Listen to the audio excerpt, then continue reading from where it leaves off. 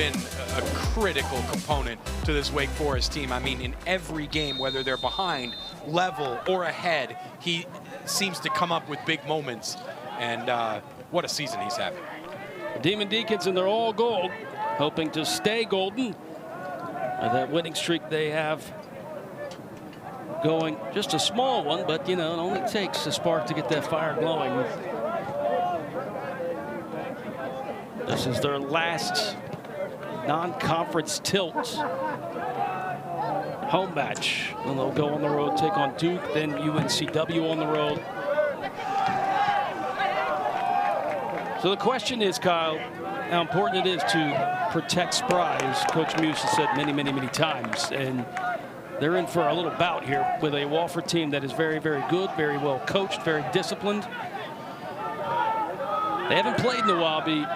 We'll get to that in a little bit, but you can tell they are ready to go out and start running around.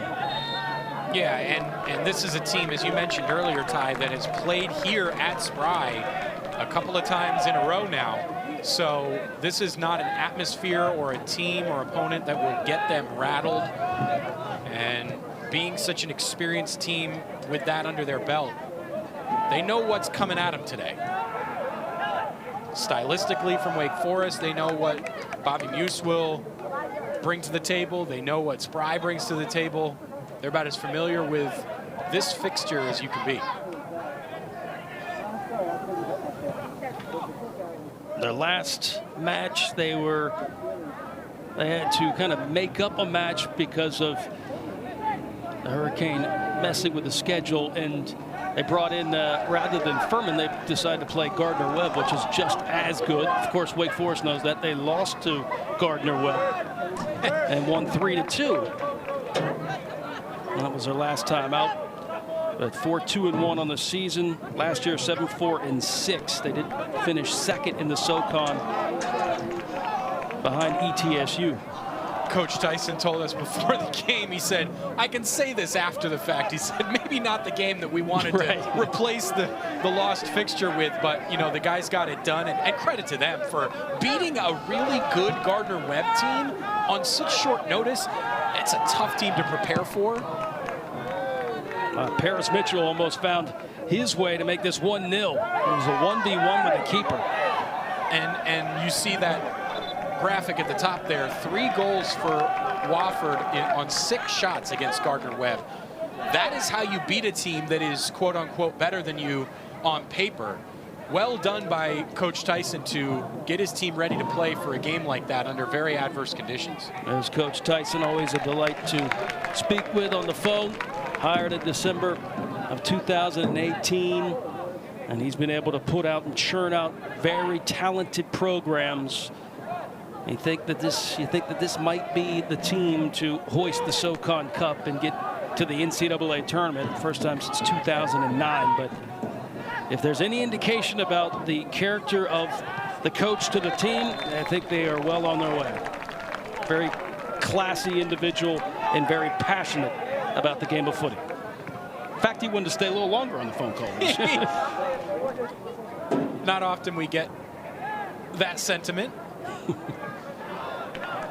Told him, careful what you wish for. That's right. Might come true. Yeah. Probably still be talking, right? That's right. We said, hey, he's got a job to do. Anderson is on this left side, tight spaces. Ushering it all the way back for the center back, the well-experienced center back, but it's a little bit of a gaffe here, and Paris Mitchell, who has been very, very aggressive, was 1v1 with Ledden, and then almost had another 1v1. Here's Paris Mitchell to Flax. Flax thought about making that switch over to the left side, and it's cut out. Wofford wants to run. Cooper Flax had acres of space to shoot, and I think he just wanted to be a little unselfish and pass the ball. I think the option was go for goal there. Jakob Anderson hugging this touchline here, hoping to escape Amadi Thomas. Amani Thomas trusting his speed and saying, you can have at it. I dare you. And Sidney Paris with a challenge that is going to be ruled back foul on Sidney. Paris finally 100% healthy and had a huge goal on Saturday night. Such a big pickup. Started his career at Navy. He's been with the Puerto Rican national team. Nifty little play there by Prince and Ponza. I tell you, Kyle, earlier in this season, those two center backs with Prince and Ponza, of course, the very seasoned vet, and then Kruger, who's just been kind of put into that spot to learn quickly. That two connection would be a little iffy. They look very polished now. And it happened quick. Kruger hasn't been starting for that long. And Bobby Muse threw him into a couple of games off the bench, and it worked out well. Kruger has done quite well. He's, a young player, always going to have some growing pains, but he has gotten through those very quickly. And it's allowed a player like Travis Smith Jr. to find his way out wide as well. Hasn't missed a beat, and it has the freshman Amani Thomas. The speed and endurance of both of those players allow Wake Forest to get some excessive numbers into the attack. Dennis trying to tap that one back, but it goes out of bounds. Last touch by Wake Forest. Dennis, who had the assist in the first goal against Gardner-Webb and then scored the second goal to make it 2-0.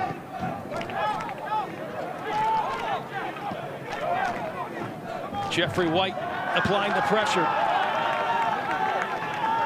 Last touch by White, but I'm sure the Wake Forest bench will applaud his efforts. Gorst is the one on the outside back position for the Terriers. Yeah, this has been really good pressure by Wake Forest. They just haven't managed to get the bounce to go their way just yet. But they do not let the Terriers get any kind of possession going right now. You put enough pressures on like this, and eventually you're going to get one bounce go your way, and you'll get possession back. And there it is right there. This will be a dead ball situation. Free kick for the Demon Deacons. Pat not exactly agreeing with the call. Early doors in this one. The old gold and black derby, if you will. Both teams, that is their team colors.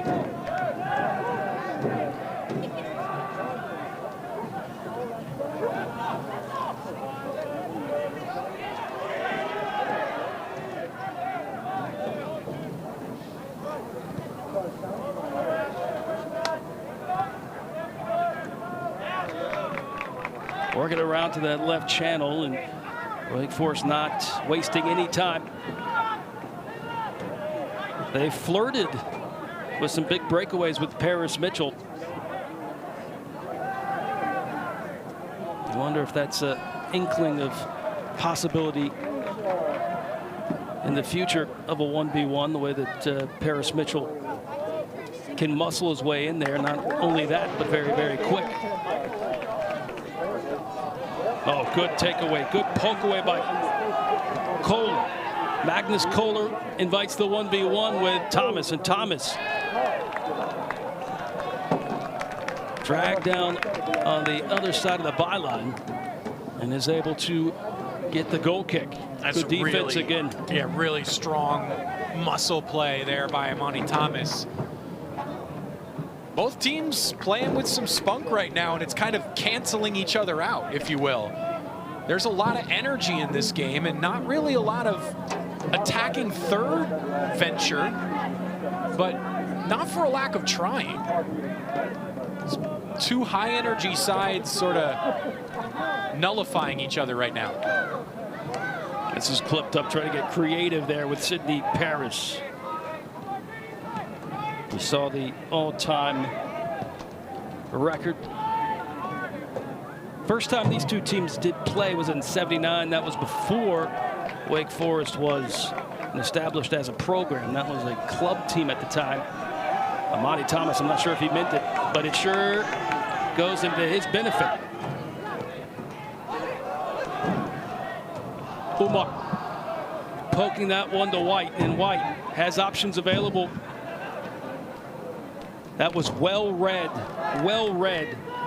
defensively by Wofford.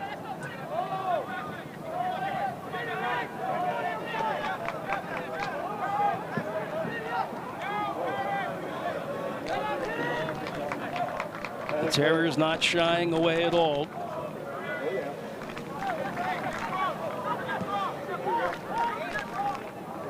Joel Tyson told us that they have that championship or bust mentality in this program this year. There's Coach Muse in his 10th season. Big win on Saturday night against Boston College. Hoping that it's a sign of that he's getting things in motion here for this team. A little kind of a struggle off the start, but you know, with some young players, that's not uncommon. Yeah, and there's still a good spine to this team, but there was just a lot of changes, you know, a lot of positional changes, not a ton of consistency in terms of the starting 11. It took Coach Muse a little while to figure out who was best where in the current makeup of this team. So it took them a little while to get going, but they're a dangerous side now, as dangerous as any in the ACC. Look at those, the last 7 games.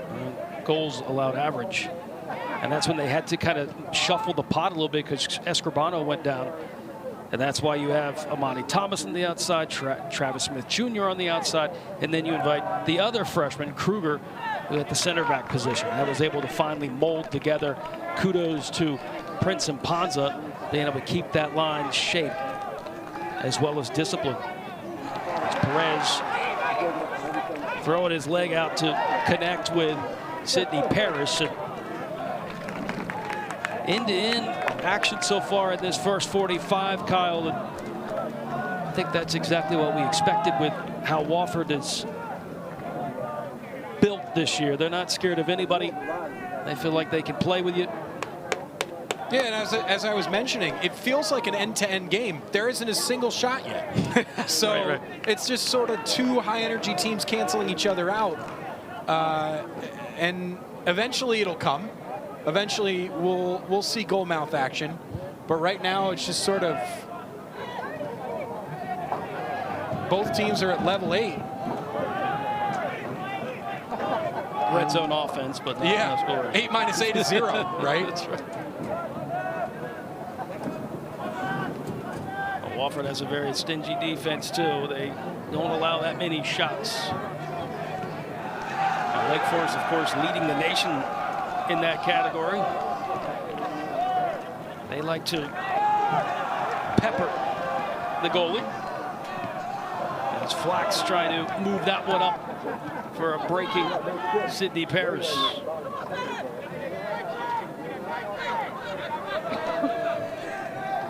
There's Kohler. Sidney Paris stopped him on any type of movement going forward. He had to play it backwards to his support, and now it's all the way to the freshman goalkeeper, Leo Letton. It's Landsberg.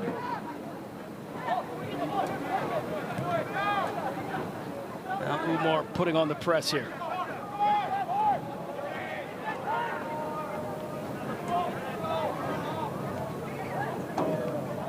Wofford now trying that right channel.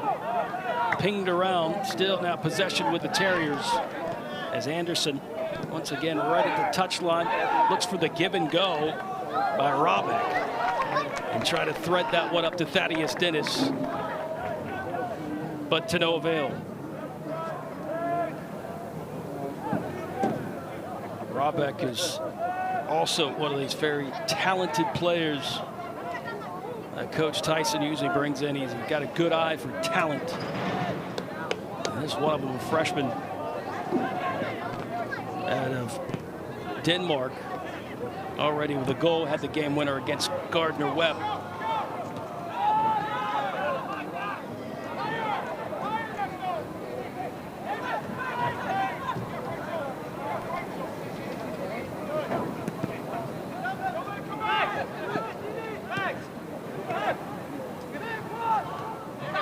Sidney Paris thought about pinning him in, and Wofford running Anderson towards the center of the pitch.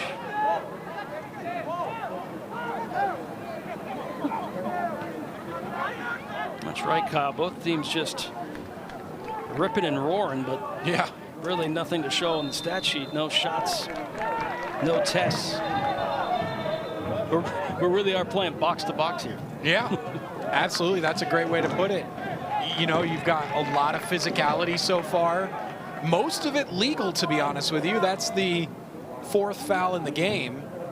But through 15 minutes, it's not a whole lot. Nothing even remotely in the yellow card vicinity. It's been a lot of good aggression, good tackling. Passing's been a little off the mark for both sides, but work rate is really high.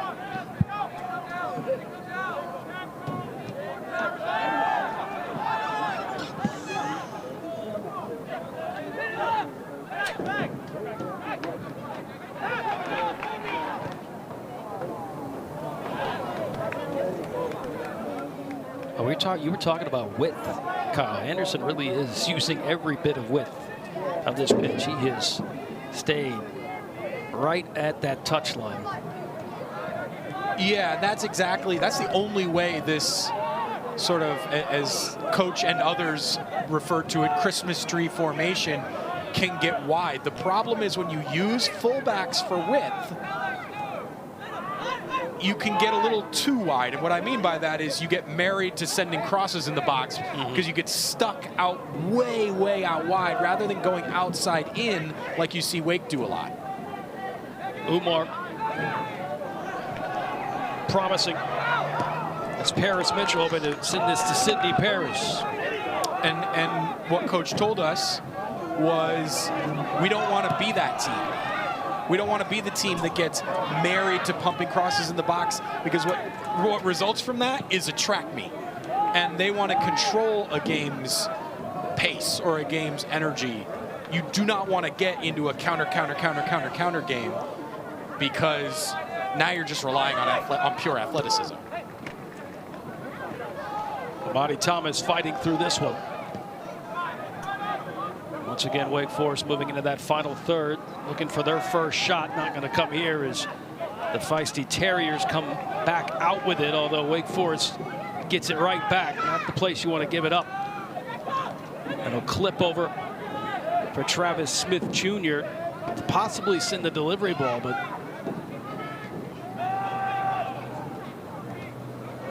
very selective on if they want to get this one in the box. They have kind of tiptoed around the 18. And here we are with 26.5 minutes to go. Those shots on the board.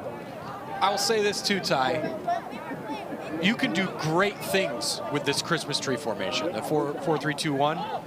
It has some really big upsides. I know I've talked a bunch about how it lacks width, but the positives to that formation are you really can put a spotlight on your midfielders.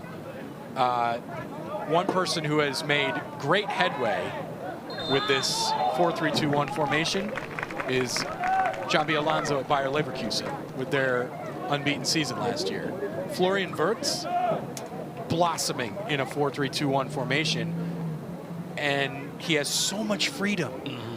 Now you look at a guy like Thaddeus Dennis, he fits so well into this Wofford formation, and it really can make some big, it puts your best players with the freedom to do great things. Crazy how different formations can kind of work for different players. They Yes. might be able to express themselves. Wake Forest trying to express themselves here, clipping this one, possibly for that right stick. A little overcooked, but definitely intended for Paris Mitchell there. Yeah, looking for Paris Mitchell. I think Daniel Kruger was in the area too. He has been a favorite on set pieces for Wake Forest. A great takeaway by Sidney Paris, but then it was upended. And now Wofford trying to build. They want to get into their final third. Dennis trying to claw at that one. Now the Terriers work on the right channel. Working numbers forward. Patnott is in the middle. Well delivered ball, just maybe a little out of the reach, though, of Roback. But that was, I mean, not that bad of an idea. Played that right there by the 6 with Roback coming in, making that run. And still no shot.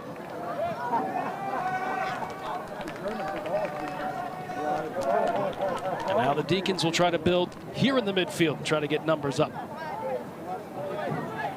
Wofford definitely has done their game film work on Flax. They're trying to surround him immediately as soon as he gets the ball. That's Perez, though. And that was a tough one there. That's a deserved yellow card for Perez. Got real physical after losing the ball. It wasn't much he could do once he lost it. Bit of a heavy toucher. Didn't quite see the defender there, and that's dangerous if you tackle somebody like that. Although you never like to see a player asking for a card like that. The refs don't always appreciate it. No, they don't. Not at all. But that is that's a dangerous tackle there by Perez. Tackle a little bit more in the literal sense of that word. Trying to float this one over the top of Amani Thomas. They have tried to work on this channel against Amani Thomas, but they go right at the freshman right on this left channel. Yeah, a number of teams have actually targeted Amani Thomas since he's come in the starting lineup. They look at the paper and say, oh, freshman, we can go at him. And he has stood up to just about everything that's been thrown at him. He's got a very, very important weapon next to that speed. When you can walk down an attacker, I think that's a nice little thing to have in your bag. Behind Flax. Flax will come over and poke it back to his support with Prince and Ponza. And the Deeks moving up their back line. Trying to surge ahead. This is taken away. Wofford trying to get some numbers down here. Dennis trying to make some leeway. Patnott as well. Over to the right side. Here's the Terriers. Could this be the first shot of the afternoon or the evening? And it was just curled away. Kohler, that was set up brilliantly, but he just missed the frame. Yeah, there was pace to this attack. I think it caught the Deeks a little off guard. Didn't quite have the curl to it. Wasn't really that close to the frame at the end of the day. And it looked like Trace Alphen had that far post covered if it was on target. The better option may have been to try and hammer it near post. Well, it looked like Kohler wasn't exactly happy with that decision, as to say, I was trying to play that on someone making the run, but it did equal in the first shot. So of the night, it comes 22 minutes remaining in the first half. And the referee may have to start thinking about here too, not quite yet, but as this game progresses, yellow cards for foul accumulation as well, because there are a couple of key battles on the pitch here where things are getting a little physical. And you, as a referee, you want to do everything in your power to keep the game flowing. Sometimes an accumulation card can do that because players know they can't get away with just chopping an opponent down repeatedly. Paris Mitchell, nice turn there, finding Bassett Umar. Now Amani Thomas settling, thought about moving to his right to Sidney Paris. Not much openings available for him. And now Wake Forest will recycle, move it around the back line. Good one touch by Jeffrey White. Travis Smith Jr. A diagonal pass to Cooper Flax.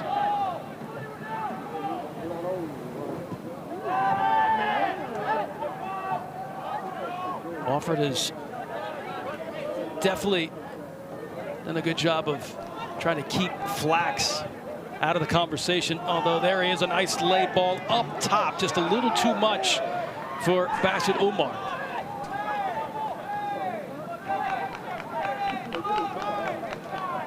Flax will get it again.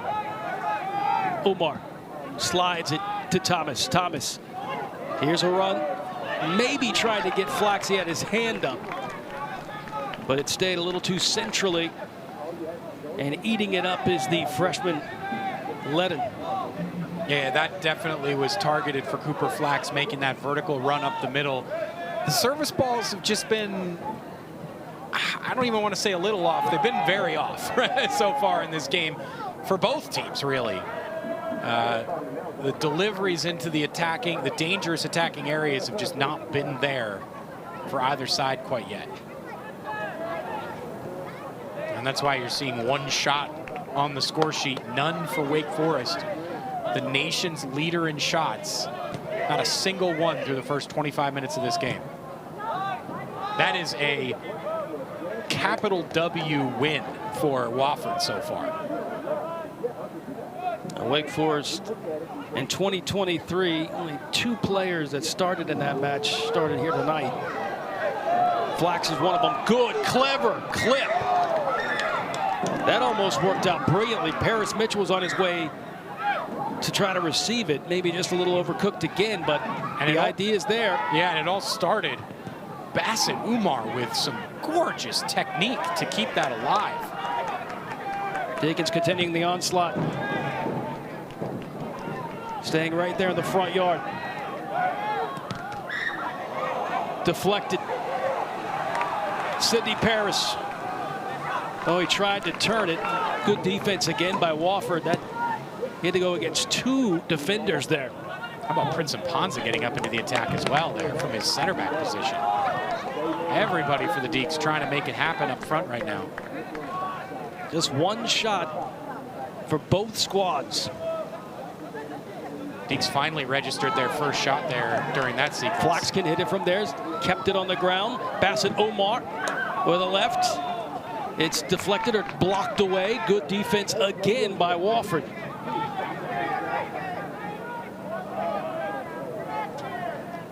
Paul Jones that time with a key block, throwing his body on the line. Jones, a transfer from Akron. He's been at Wofford for a couple years now.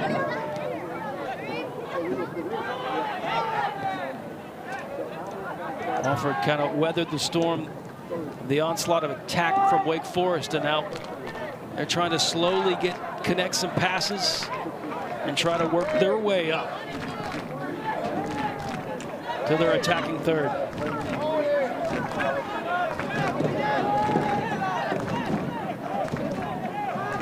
Landsberg to Peacock, and Peacock moves it over to Gorst as Wofford attempts to use the right channel, and it's cut out.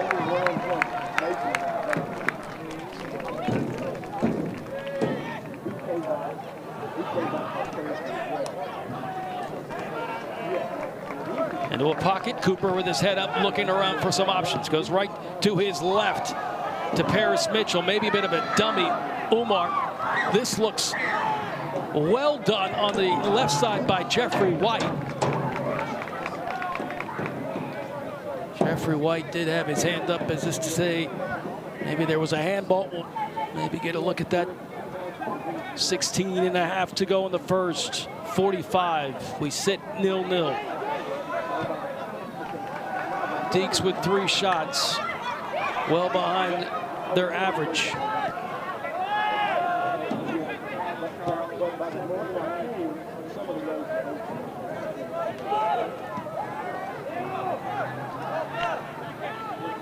Just a little extra juice on some of these deliveries, either whether it's a clip or whether it's a delivery inside the box. It's just a little too much on it. Coach Muse looks like he's going to bring in 3 fresh legs here in a minute.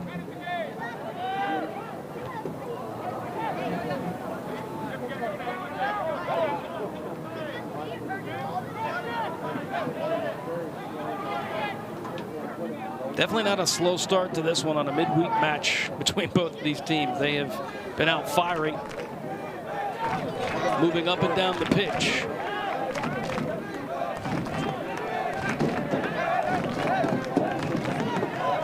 This is one of those where if it stays like this the rest of the way, these two teams are going to go into halftime and feel like... Look at that clever touch by Dennis on the left side, sending this one right across. The kick save by Trace Alfin. Maybe got a piece of it. That was Jakob Anderson. Yeah, but Anderson has to know, Ty, that there's no help. He's got to keep his head up and see that there's nobody there and take the shot himself. He had Trace Alfin on his heels. One-on-one, there were defenders crashing, but he's got to take this shot. Look at the space that he's got. There's no help there. He's got to know that there's nobody at the far post. Take the hit. That's the biggest chance of the afternoon for either side. And not even a shot off of it. I was going to say, Ty, both teams were going to get to halftime and feel like, what do we just run around the field for? No, we didn't do anything. But these two teams just continue to cancel each other out, and those are the kind of opportunities, if you're Wofford, you have got to capitalize on those because you're not going to get many. And that might be the reason for some of these changes here for Wofford as well as Wake Forest. Borso has come in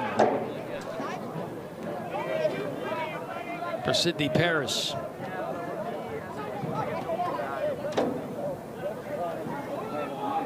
Borso's a center mid. He came in advertised as a center mid, very highly recruited, but they move him on the outside with some space, and he has been a delight.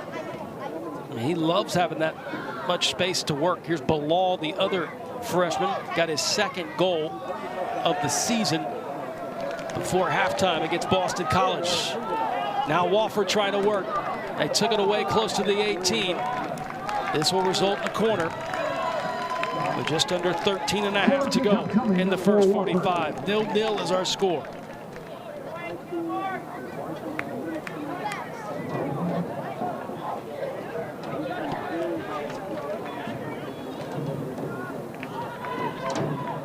Dennis will be the one taking the corner kick.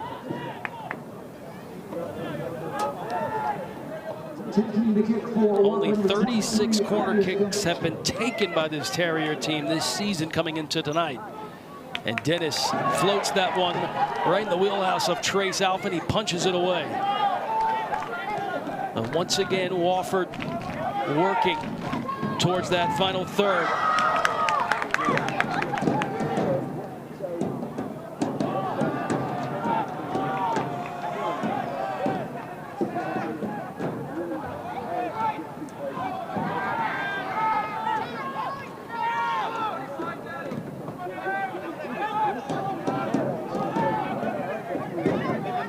Clever. Landsberg has got involved. Looked like he was going to go towards the flag, but pulled it back. Plays Robeck, and Robeck ushers this one back to Gorst.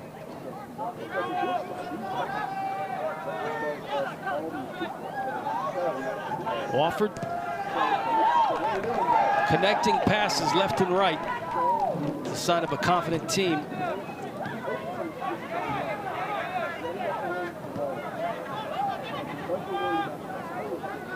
Declan McTee has come in. That's number 15. He was SoCon, a part of the SoCon team of the week with his performance this past week. Deeks are just missing the final ball here, Ty. The buildup is really sharp. They're making it happen up until they get into the penalty area, and that the last touch is just being smothered by this Terrier side. 11 minutes on act number one, and we sit 0-0. Wofford urgently trying to move with another chance. Travis Smith Jr. is now moved from that outside back position to that center back position just for a second.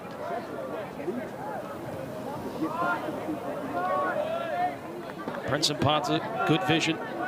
Kruger to a Thomas.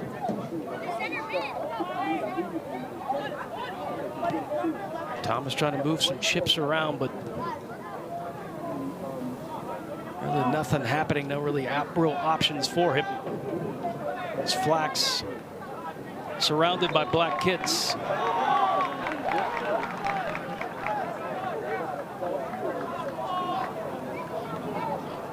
There's Jones, Paul Jones with 10 minutes remaining.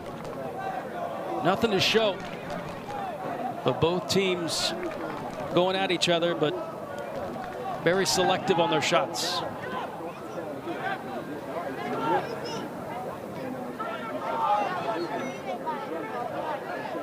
Jakob Anderson hugging again that touchline.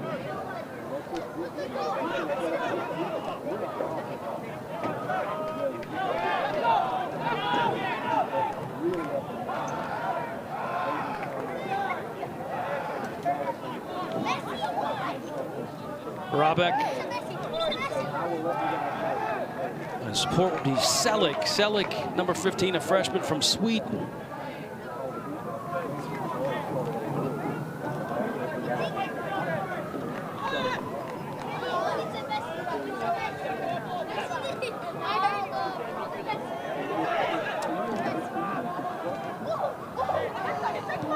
Clever idea, it worked for Flax to move it backwards, get away from Dennis. Yeah, the Deeks have tried really, really hard to build through Cooper Flax, and the Terriers have identified him as a player they want to erase from this game. So those two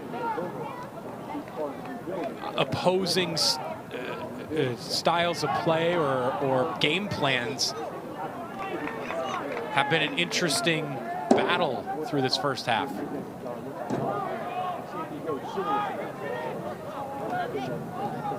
Terriers slowly building. Back out to Anderson again on this left side. Borso will try to shut him down. A 1-2. Back to Anderson. Borso jockeying. Anderson ran out of space. Last touch though by Borso. It'll be a throw in for the Terriers.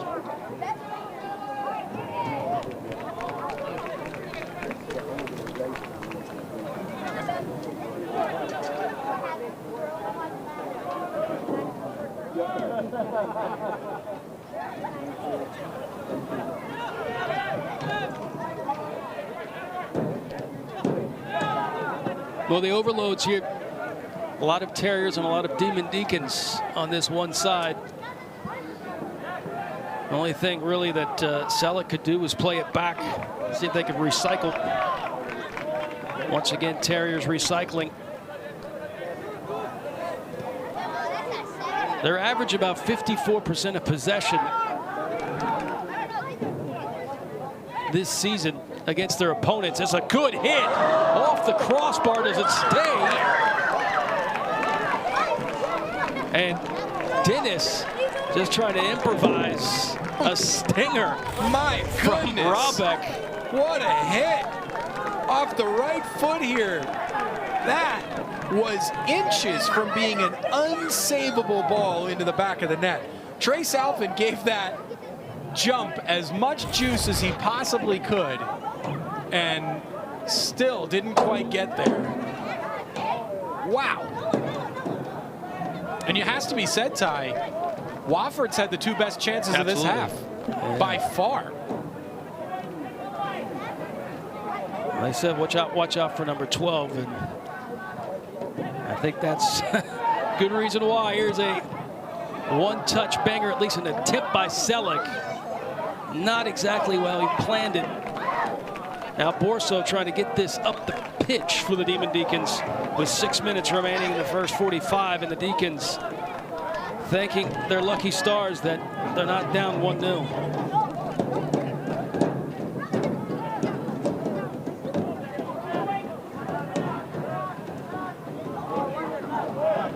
Great burst of speed here down the left. Now Wake will try to use their speed here. Absolutely right in front of the 18. Here's below. He's getting close to his mark. He scored 2 goals this season at the 43rd minute. It's starting to get down to that witching hour for him, and maybe that's why he missed that turnaround shot. So it's not my time yet. Just has to wait, what, 2 more minutes? Yeah, exactly. That Still was, a good look. Still a good look. By far the best look for the Deeks so far in this half. So both teams starting to find some joy in the attacking third here as we come towards halftime. Very impressed with Wofford. Definitely looks like contender for the SoCon. They were picked to finish second, but they have yet to play a SoCon match, and that is not a good ball that's taken away. Not a good turnover, but good recovery. And Perez gets pushed out by the fiery freshman Rabeck. 4.5.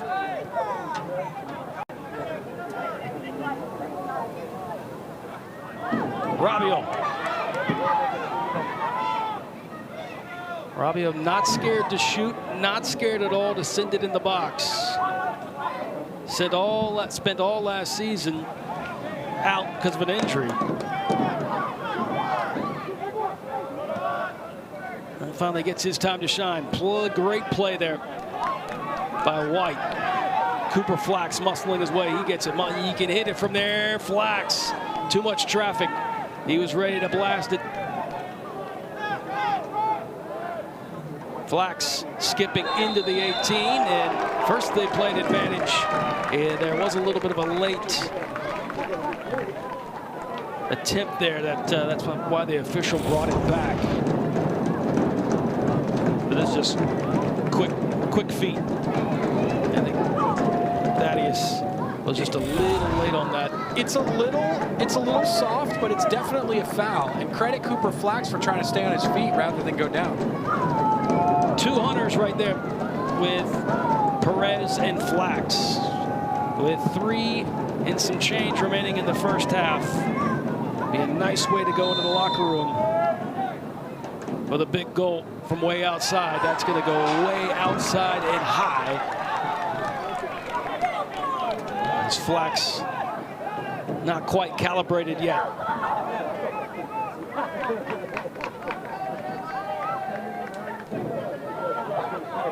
Sometimes I blame one of our crew members within the crow nest there. I think they see that, they're like, oh, it's like a dunk contest, you know, at the fair. Let's see if we can try to hit the guy in the crow's nest. Hit the camera. Hit the camera.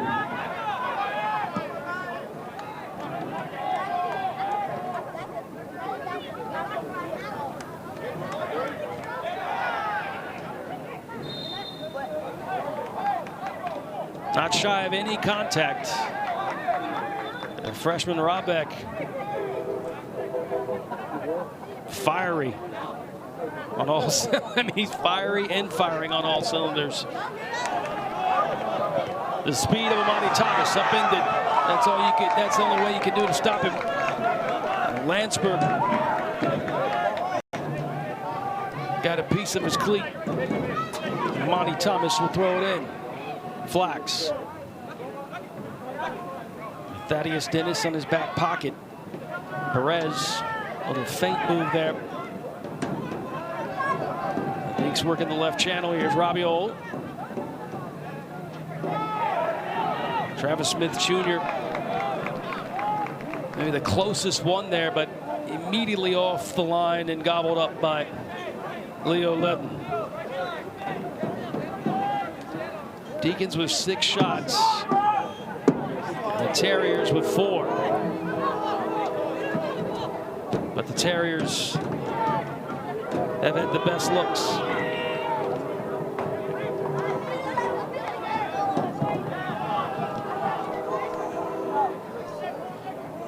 One minute remaining in the first half. Alphen gets it right at 1 minute remaining. Is there one last trip in store for the Demon Deacons here before halftime? They got to get out of their own half first. Great pressure by Wofford, knowing there's not much time on the clock left. Great theft. Again, that's by Bolton. And this opens things up as Borso running on. into space. He has options to his left, clicking it back, and a great stop by Leo Ledden. Here comes a Wake Forest corner kick. And then feed by Jose Perez from the middle of the field. Doing the honors for Wake, number 18, Cooper Flax. Clean through on goal, but it was a tough finish from a tight angle. Good save. It's Wake Forest's first corner. It comes here with about 15 seconds 10, remaining. 9, 8, 7, deep, 6, far 5, stick, put right 4, over the top. They're going to say a push. 2, I think 1, Bilal 0. may have tried to use the back. And one of the And that's the end of the first half. Your some score, extra Wake strength Forest there. It did 0, not work 'cause it Wofford was 0. right in front of the referee. Borso, that's just quick thinking. Coach at halftime, it's probably the coaching staff of the Terriers, because they put on a real good show in that first half. They mucked up everything Wake Forest tried to do, and they had 2 really good chances.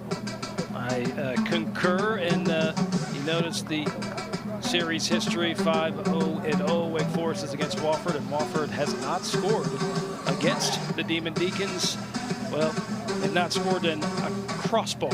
Maybe a hair away from actually scoring against the Demon Deacons. Game of inches, baby. Yep. That's Small what they say. margins, and it's going to get even smaller as the time goes on, right? In this the month of October, the Demon Deacons finally seeing that they've got some footing, but in a little tussle against a Terrier team that is very well battle-tested, seasoned, all of that good stuff, and they are showing it. Joel Tyson has a good squad. I'd say look out, SoCon. There's Demon Deacons making some minor changes for the second half. Looks like Nicky Mancia is going to come in to start the second half. Yeah, we'll see what Bobby Muse has up his sleeve. He has a host of players he can turn to. As well as Robbie, I'm sorry. He can really dip into that bench. He's been known to do that, especially this season, and there really hasn't been any predictability to it, right? It's just who's had a good week of training, who does he think fits the game flow well, and who does he think has earned the chance? I'll tell you right now, someone that is just waiting for that ball to get in play right now is Julian Kennedy. He also starts here in the second half.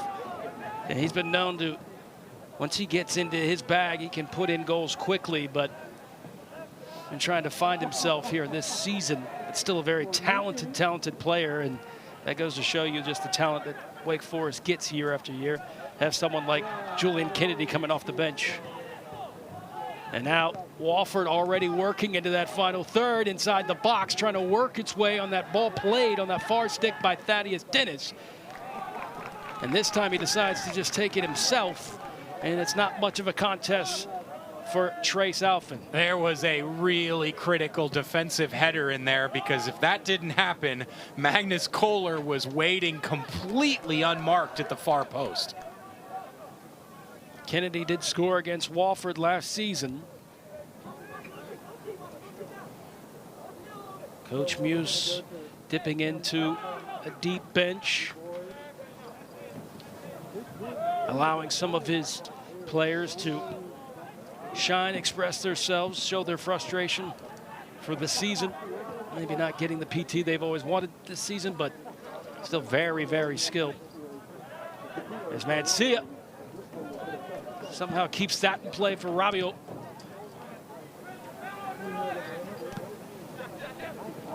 Rabiot played really well against Boston College last time out off the bench. He was involved in the goal for Sidney Paris. Was credited with the assist. But yeah, the green light was shooting all over the place. Here's Borso. Borso just couldn't quite shake the defender, and now Wofford wants to quickly get up the pitch.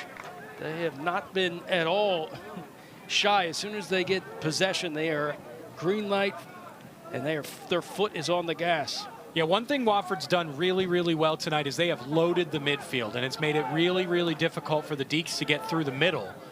And they've forced everything out wide, and Wake Forest is comfortable out wide. Good read by Trace Alfin coming off his line to stop that, but there hasn't been a lot of room to operate for the Deeks building forward. And Bobby Muse is not going to change how he plays. He's put it all on guys like Jose Perez and Cooper Flax to say, hey, you two need to play through 4 midfielders. And you see there, it just doesn't happen. They are outnumbered right now in the middle of the park. Wofford starting where they left off.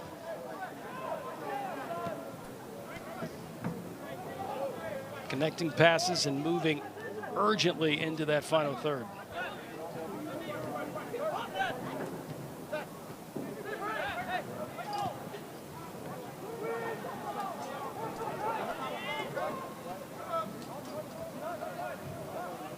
Setting up nicely again. It's Patnod. Won't turn. And the Terriers now reset, recycle. With Peacock playing the smart ball to Jones. This is a good hit with some venom, but not much of a challenge for Trace Alfin as he makes the grab. Might have lost a little bit of air there, but able to make the stop. Yeah, we saw what Kohler can do in the first half when he put an absolutely delicious ball in from long distance that slammed the crossbar. That's a shot where you're not expecting to find the back of the net from that distance. You're just trying to make something happen on the rebound.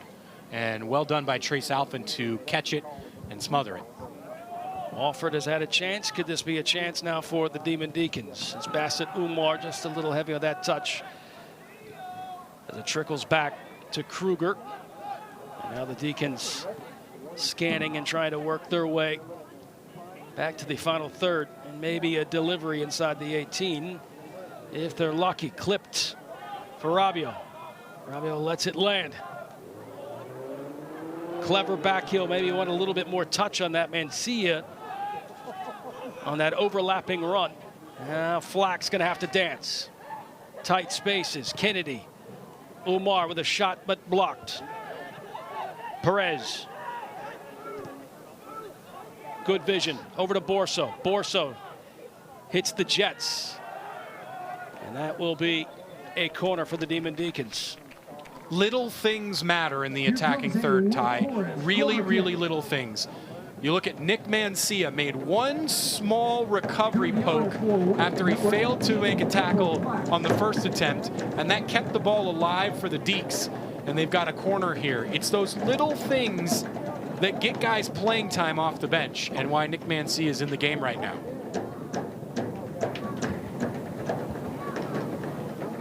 Mancia fought his way to get some more playing time for that preseason. He was all over in some big matches. This is a well-delivered ball for anyone's taking. It looks like they're going to keep it down here for another corner. Remember, Wake Forest didn't have a corner at all in the first 45 until the last 15 seconds.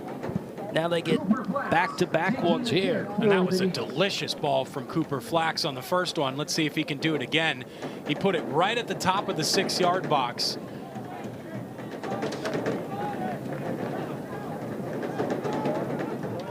You got to have chaos in the box. Ask Brentford about that. That's why they were one of the best in the EPL on these corners. That one will go out of bounds for another corner. And you'll be shocked to learn, Ty, that Brentford is one of the most analytically driven teams in not just England, but in professional soccer.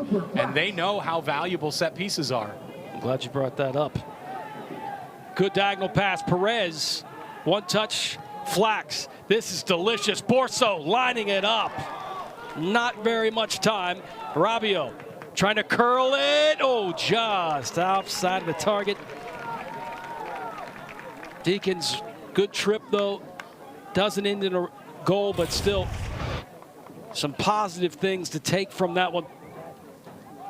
Rabiot just about had that bend on it, but just wide. But yeah, Brentford actually had, as you talk about their analytics, how they're driven by that, they actually give incentives to their coaching staff for set pieces. If they, hit one off a header, they get extra certain amount of money. So Yeah, And they drove Pep Guardiola. I mean, they drove Arteta. They drove all the top ones nuts when they would go to Brentford. yeah, and what's cool about it is that set pieces in general, you know, over the last 10, 15 years, there's been a statistical revolution of analytic departments, a lot of money in there because teams are seeing results. And one of the biggest things that they identified right off the bat was, hey, we are wasting set pieces. This is very promising for Wofford. And a ball that maybe he thought was a little too good to be true. Daniel Kruger was Matee, totally lost here because he looked like he thought the ball was somewhere else, or maybe the whistle blew or something, and stopped and didn't realize that play was continuing nearby. And maybe just because of his body language was able to kind of disrupt Matee, because he kind of looked like, is this a free ball? Are we still in play? I think he probably thought there was a foul and didn't realize the referee had either not called it or played advantage.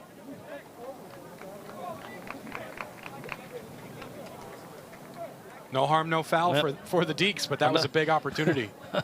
Another dodged bullet there for Wake Forest. Well, yeah, the book I'm reading about set pieces, Kyle, you said about how important it is, but they got them down in numbers. It's 1.9% set pieces result in a goal. Now you say, oh, that's low, right? But when you go to the run of play, right, in each possession, that's about 1.1. Mm-hmm. If that. Yeah. I mean, think about how many times you gain possession in a soccer game throughout 90 minutes. Rabiot dancing, trying to square up, clever. Oh, Kennedy looked good. This is a shot put in by Flax. Just way too many Terriers inside the box. That's the best chance of the game for either team. Big moment. Cooper Flax with a shot. The net was gaping, and it was only the block off the line that kept the Deeks out. Right there. Big block. Deacons now trying to get to their normal average of shots per game. Jakob Anderson that time turning Cooper Flax away.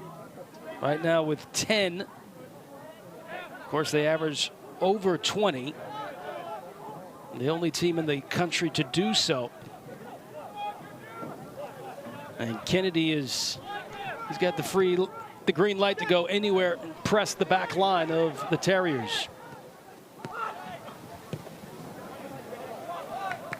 Wake Forest really starting to build in confidence.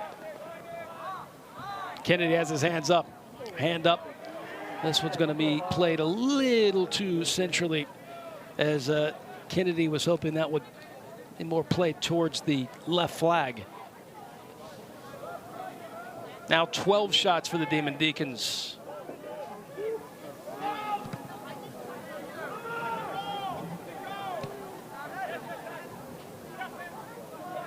Unlucky touch by Prince and Ponza there, trying to connect with Perez.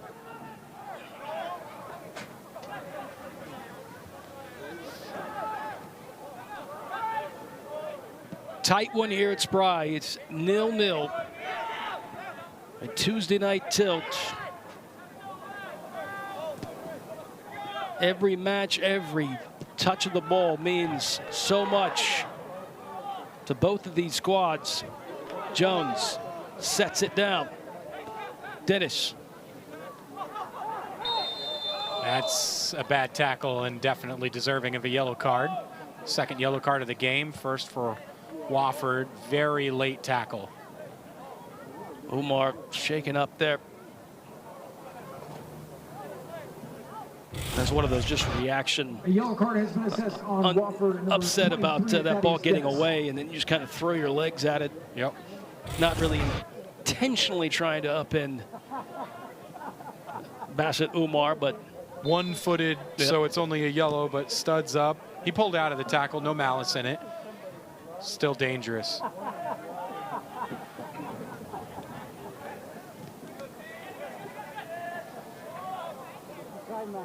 Deacons sticking with their plan. And they go to Rabiot. Overlap is Mancia. Rabiot on the ground, one touch. Still no ties. This These grounds are haunted every time Wake Forest plays here under these lights. Their opponent and their goalie always have some huge saves. Brilliant stop that time on Bassett Umar. What a save by the freshman lead-in. Just a kick save. Flax, long diagonal ball. Here's Perez trying to snipe that upper corner. He was so close. May have just skimmed the bar. Yep. Oof. That is not far away. But how about Leo Leadon with Ty on the opening day of NHL hockey play? Kick save and a beaut. And a beaut. Kid's good, freshman, but coming off his career high. Of course, you still got a lot to play here. You see the shots here in the second half. Mancia has a lot of space over here. Now we'll backpedal towards the touchline, and now we'll get it. Kennedy may be the target. This is an outswinger. And Ponza is going to have to insert himself. Yes, he does. Probing pass to Flax. Flax dancing between 3 defenders. Look at all the black shirts in the middle of the field. They are clogging the final third right now. Flax ushers it to Borso. Borso has an option to the right. We'll play it. Is Bassett. Excuse me, that's Thomas, and Thomas played it on the deck. It does go out of bounds. It will be a corner. Wofford in a full low block now as Wake Forest is pouring on the pressure. Ty, I always despise when people criticize an attacking team for saying, oh, they struggle against a low block. Yeah, that's the point, right? You know, they are trying to keep you from scoring first and foremost, so it's going to be tough. Well flighted ball, Kennedy. This is lined up. No way, here's another chance. Chances after chances, and Flax may have got that last blast outside of the 18 and thought maybe the deflection was going to possibly go in. Yeah, I couldn't tell if that was blocked or if, yes, it was blocked instead of saved. My goodness. Deeks can't find a way through this Wofford wall right now. That was Perez that had a couple of looks at it.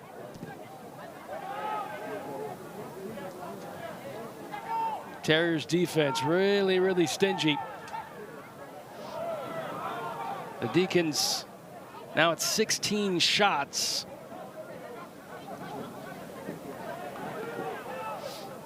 Seemed like it took forever in the first half for them to get it 1. Yeah, that was when Wofford was fully out of their shell. Right now, though, as soon as they lose the ball, everyone is tracking back in numbers. Jones. Watch it here. Turnover to Wake Forest. Well, they gave it right back, so you won't see it.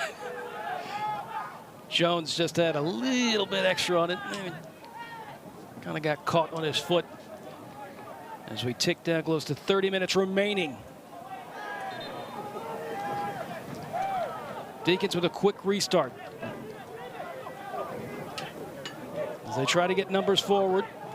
Rabbio. Mancia. He thought about the switch. Keeps it on the deck with Perez. Into the pocket is Kennedy, and Kennedy able to turn. Look at the shape and the discipline by that back line by Wofford. Yep, just one player comes out to press the center backs. Everybody else stuck back, and there's no width to it either. It's all in the penalty area.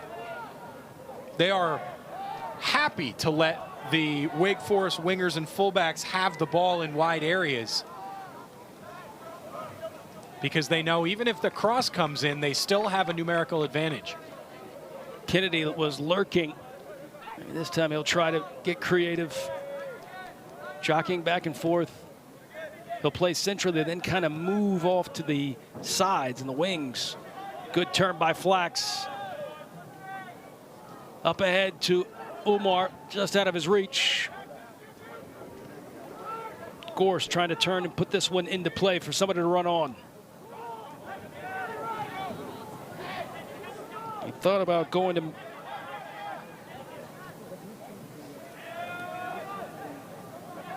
Matee, but he did not.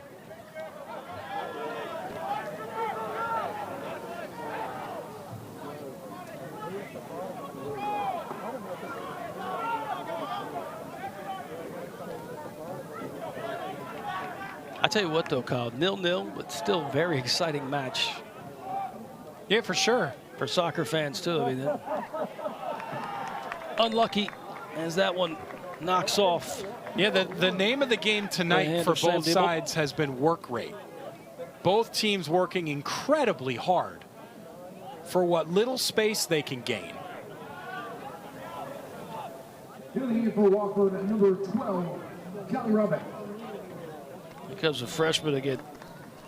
Robeck comes in from a tee. If you were drawing a territory map in that first half, it would feel like you were expending a ton of energy and resources to gain, you know, a few feet of territory.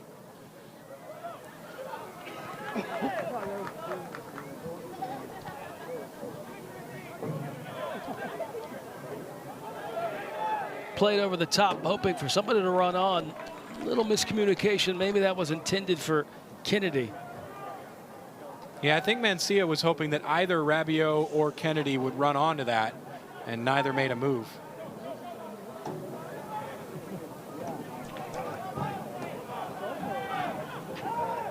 Diggins with a turnover. This is then taken right back by Wofford.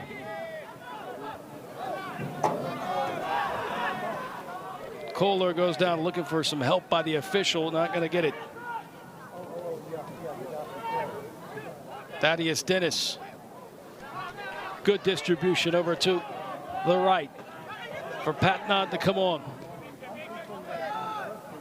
Gorst.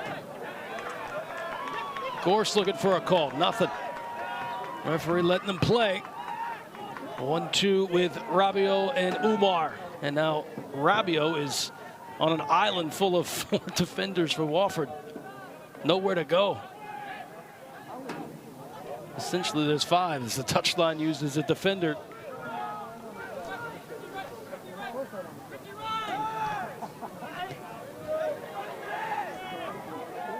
Clever idea by Prince and Ponza. Can Prince come to the rescue? Ball cut out.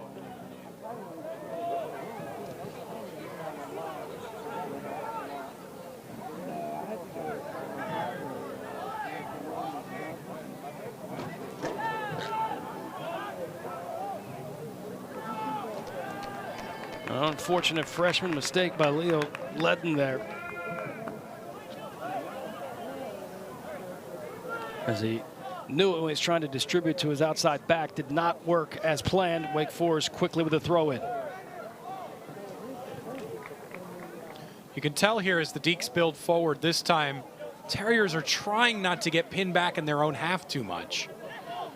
Their forwards are doing their best to come out of the shell and push up as high as they can.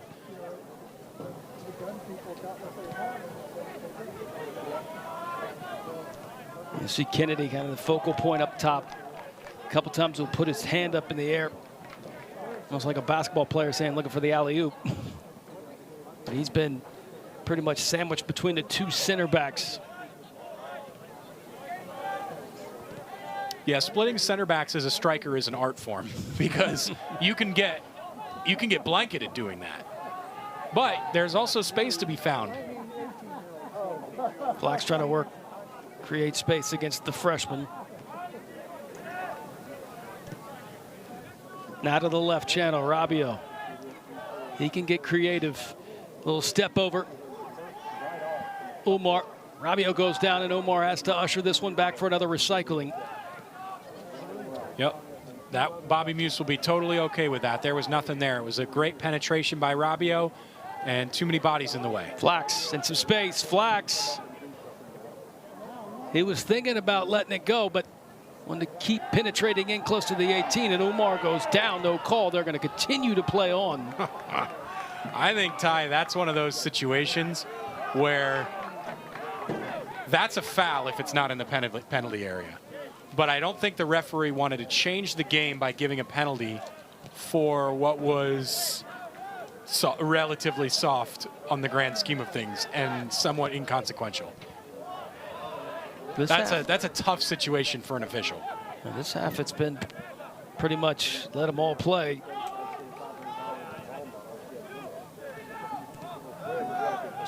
Sort things out on the pitch.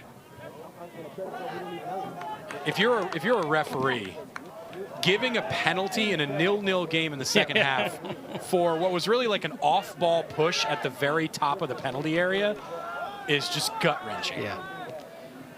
Well clipped in and well read too by Kruger.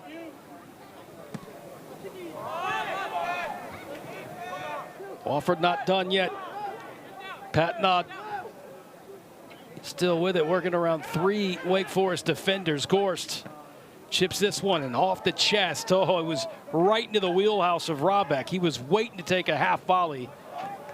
And now Wake Forest can quickly get on the counter. Here they go. Use the speed. Rabiot to the left. Umar goes to the right, and he just couldn't connect with Kennedy. Maybe it just couldn't see that defender. Rabiot was wide open on the left. Yep, Ty, that was the option. The only option was to go left to Rabiot, who had nobody within 15 yards of him, acres of space to run onto the goalkeeper. Sometimes the obvious option is the best option, and he missed it.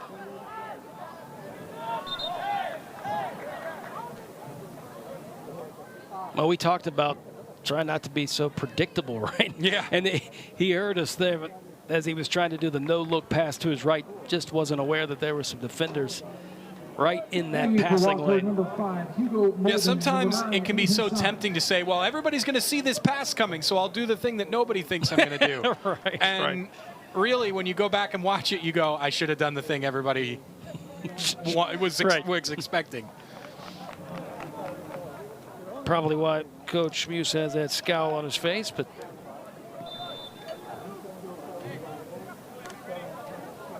trying to keep this winning streak alive, and clock now down to 21 and a half with a big match on the road coming up this weekend. Expended, and how many players are throwing their bodies on the line and sprinting at full speed and emptying the gas tank. You'd think this would be a 3-2 game, but not quite. Hasn't played out that way.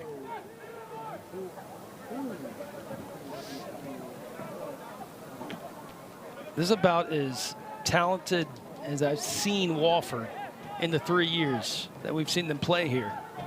They are just so confident in themselves.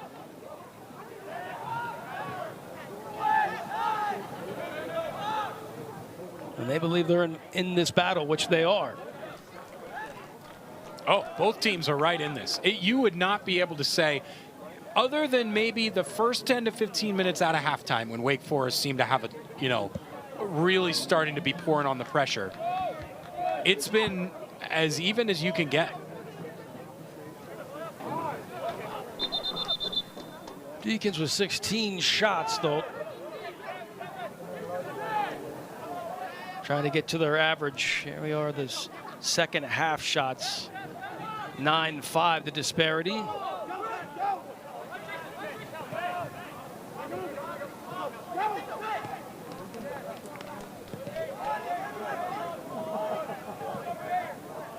Just 2 shots on frame per team.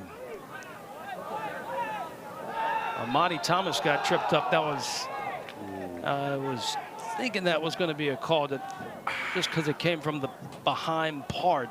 Yeah, I think that's a tough one. It looked like a clean tackle, at least to me live. This one definitely a foul, though. I can understand why the Wofford players were a bit surprised to hear the whistle. Under 20 here at Spry. Ty, there's been no breathing room for Wake Forest to operate anywhere on the field. On the ball, off the ball, in their own half, in the attacking third, doesn't matter. Well played, Flax. Trying to cook this one right. Bassett Omar, now to the right. Here's Thomas. Thomas dancing. Just one extra touch to see that gate close.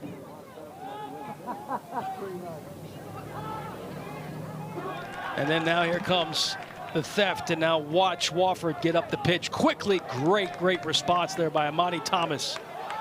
Yep, lose the ball, be the first one to win it back. Gingen pressing at its very best. Nice turn. Rabiot. Oh, he was getting some luck there. There's, of course, in this game, there's a little bit of luck that plays a part in it. Rabiot almost. This feels like when can't believe I'm about to say this. feels like when Luke Skywalker's going through the trench run. He says, "I can't shake him," right?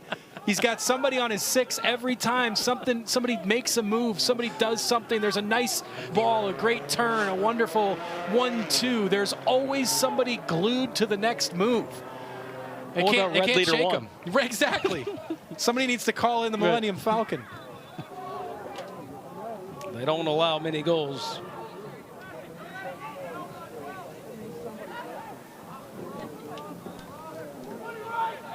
Thaddeus Dennis was not aware Jeffrey White came out of nowhere.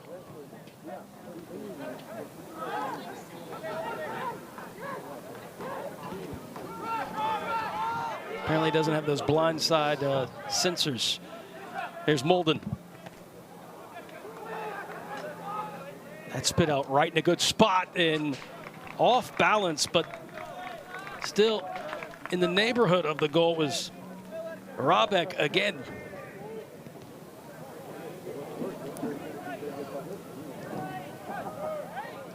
Rabeck's had a target on the top corner all game. Kid is killing it tonight. Jeffrey White, Rabiot. We try to drag that one through. Just a little too extended with the elbow. Good physicality, just too far away from his body for the referee to let that one go. They are usually, officials are happy to let players muscle their way into good position on the ball like that. But if you extend the arm like that, it just is a little too much for the referee to let go.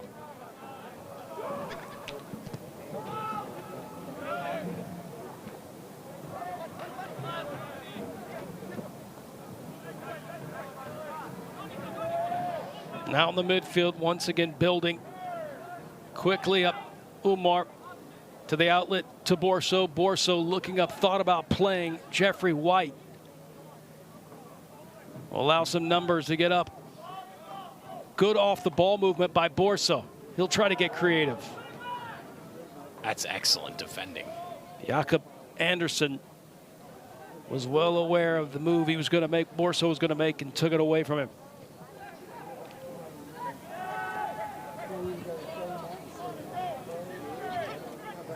Flax sitting there right in the pocket, just missed him. Maybe that was, Flax kind of gave that look to Prince Mpanza, like, I'm right here in the pocket, just give it to me. Yep, and Mpanza saw him, just missed it. There's been a couple of times like that for Wake Forest tonight where the idea's there, just missing the execution. Sidney Paris will come back in. He started. Bo Cummins and number 11, Sidney Paris. Sidney Paris comes in. Jose Perez comes out. Interesting that Perez comes out. Cummins comes in. This is an attacking move because now you've got Cooper Flax at the 6. He's not really a defensive midfielder. So this is Bobby Muse trying to get, he smells blood in the water with how Wake has been starting to turn the screw again, just like they were early in the half. Well, he takes out a Lamborghini and puts in a Ferrari with Bo Cummins. He can floor it too. Back heel, clever idea by White. Another back heel, Sidney Paris trying to roll it.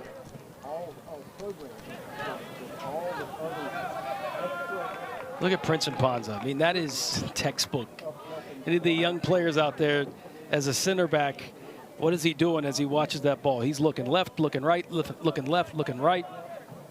You build a mental map of the pitch and all the players on it. That almost worked out to Wake Forest's benefit. Rabiot is really creating a lot of chaos inside and outside the box. That almost ended up as a gift for Jeffrey White.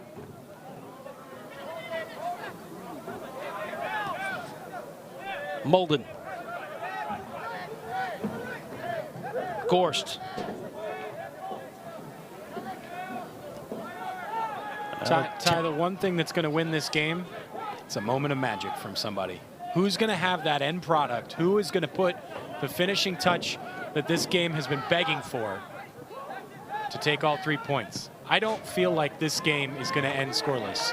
It feels like it's been too energetic, too impressive, really, from both sides. There's a goal somewhere in this. Oh, Rabiot.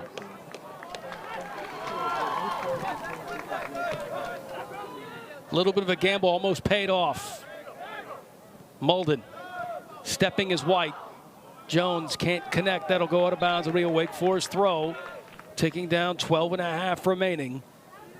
And head coach Joel Tyson is going to make a change. He'll bring in Selleck for Gorst.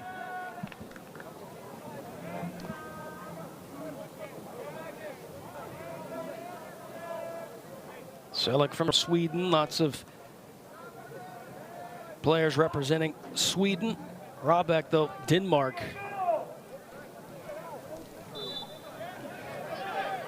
I think Joel Tyson just found his new killer as far as the attack with Rabeck.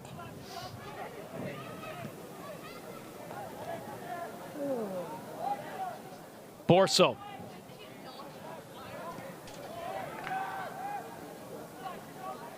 Good recovery. Pass it Omar. Swinging this one. Maybe that was intended for Rabiot. Sidney Paris was lurking on this far side. Yeah, and Cooper Flax was in acres of space in the midfield as well. I think there were other less sexy options for that attacking play.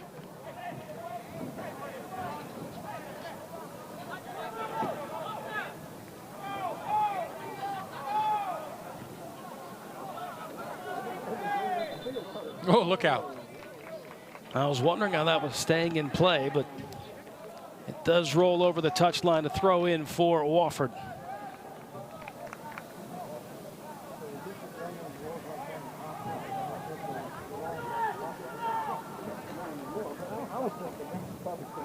Deacon still stuck at 16 shots.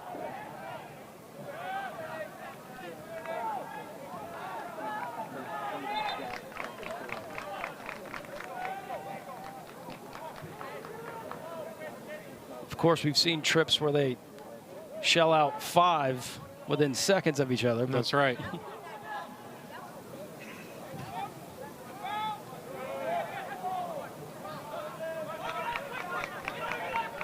Wofford being cautious, but then they kind of, if they see an opening, they're not hesitant to attack, move up the pitch.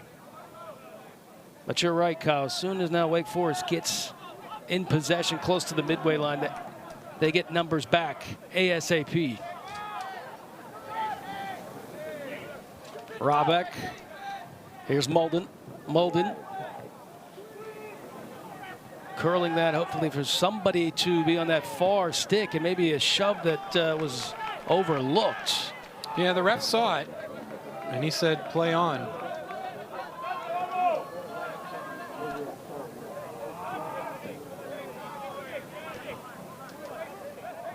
Ten to go at a stalemate, 0-0.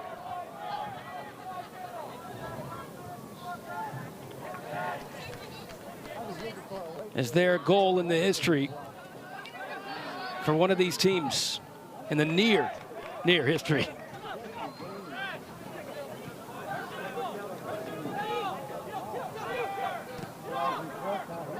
Wake Forest, of course, in their history against Wofford, they have blanked them every match that they have played them as an established program. Last year, 2 goals in the second half. Right now, sitting at a goose egg with 9 minutes to go.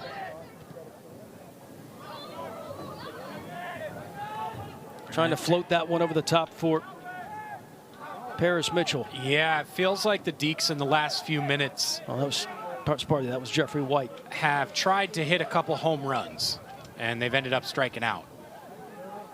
The move central into midfield has helped, or has worked throughout this game as they enter the attacking third.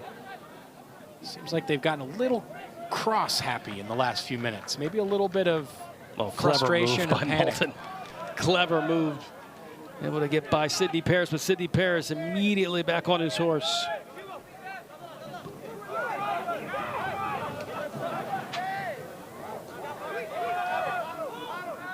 Paul Jones.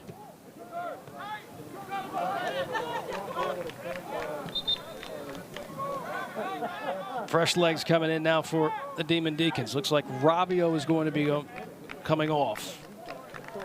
Also a change for Paris Mitchell and number 14, Ryan Bilal. Wofford. So it's Getting in for Bilal Wofford, number 33, Fabian Menendez. and Paris Mitchell comes in. And Menendez will come in for the Terriers, his first appearance. He had some experience with the Puerto Rican national team.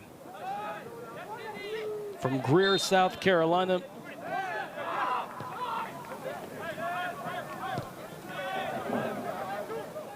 South Carolina's Gatorade Player of the Year.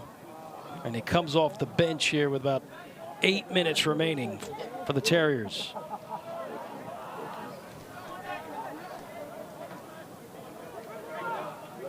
Terriers trying to buy some time to get some numbers up.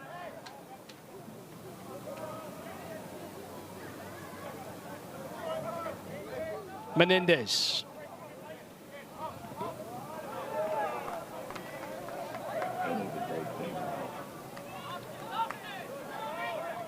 Borso swimming from traffic. It'll be a set piece for the Demon Deacons and a quick restart. Is there any gas left in the tank by either of these sides? Great question, Ty. It seems like the tank is emptying fast.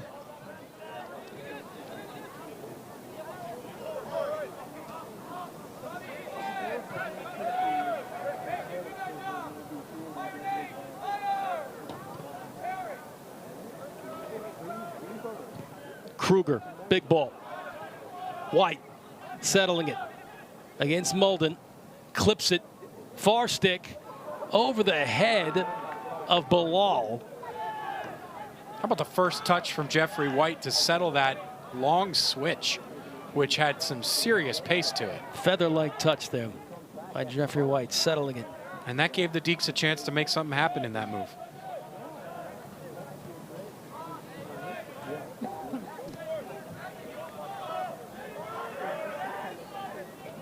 Sidney Paris, this one squirts out. Here's Bilal. Bilal will take the corner. And the Deeks will set up. How many targets will be inside the box as Cooper Flax comes over to take it? Prince Impanza is getting into the box. Six targets again, curling, intended for Impanza. It's cut out. Now Bilal trying to keep his hands away.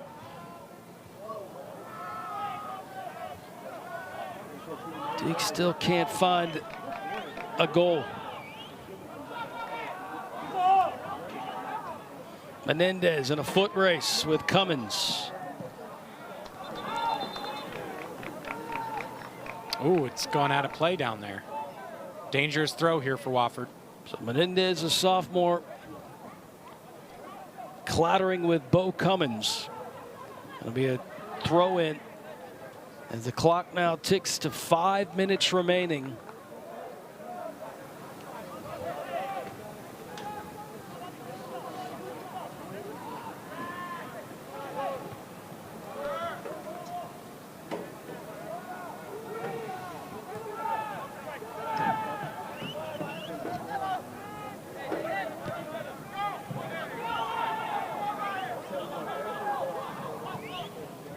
Deeks in danger of getting their 4th draw of the season.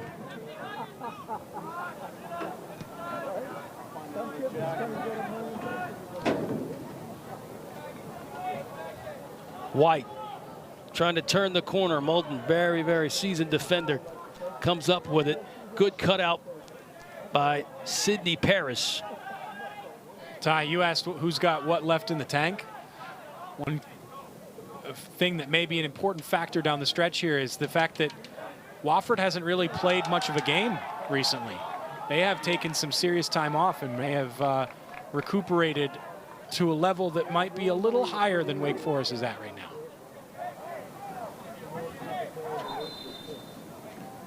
Man, this had the elements of somewhat of a surprise or an upset, a shock, with Wofford coming in, as we mentioned in the open, battle tested, very well experienced, and on top of that, ready to play. They just haven't been able to play that much. Magnus Kohler.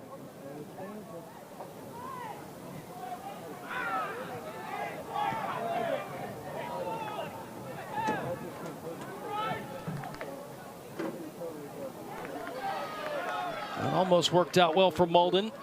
And Sidney Paris trying to get down the touchline. Big, big takeaway by Sidney Paris. Looking for somebody to be on the square pass, but it... Yeah, his feet just got caught up in the turf. I think good physical challenge as well. These two teams just continue to throw haymakers in midfield. Paris Mitchell, very good on the press there to take it away. Paris Mitchell, can he create something? Flax, surrounded by Terriers, slams right in the back of, I believe that's Peacock. And the referee not at all impressed. Yeah, me either, Ty. I think this is a case where Cooper Flax knew that he was surrounded by 4 players. The ball had run away from his feet, and he's trying to make something happen. There's nothing in that.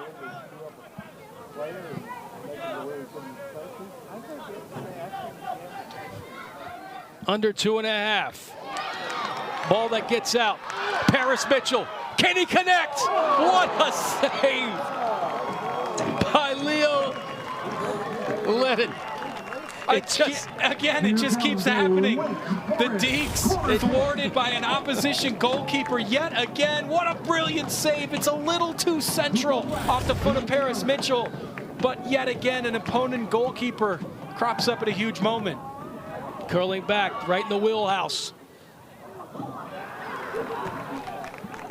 A half volley that touched nobody, goes out of bounds. It'll be a goal kick.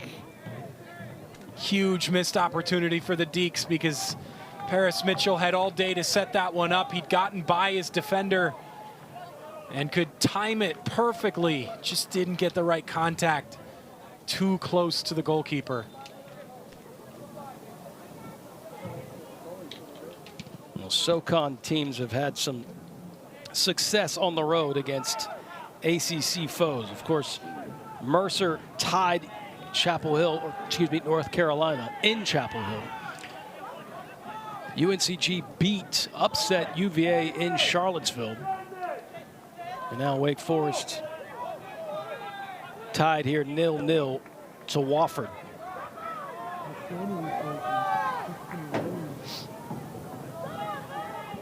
Unless there's something left that we haven't seen in this script. Clipped over, Jeffrey White. Wanted to place that one right in front of the 6 for anybody to take it. And now with 1 minute remaining, it'll be a corner kick.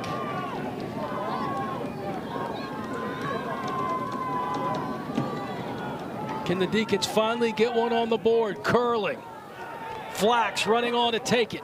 He gets it. Cummins is a support. He'll play him. Cummins sees Sidney Paris, and they'll play Sidney Paris. Quickly the double team as they completely surrounded Sidney Paris, and now Wofford has a chance here on the counter to be a spoiler. Heroics by the Prince. Prince and Ponza coming all the way over to stop any attempt by the vicious right foot by Rabeck. They've got to go quick. 10 seconds left. 10, 9, 8, 7, 6, 5, Here's the corner. Last 4, try. Hail 3, Mary. 2, 1, 0. And we'll finish just like we started. And that's the final With a scoreline of 0-0. Wofford 0. Every one of the players that have jumped on the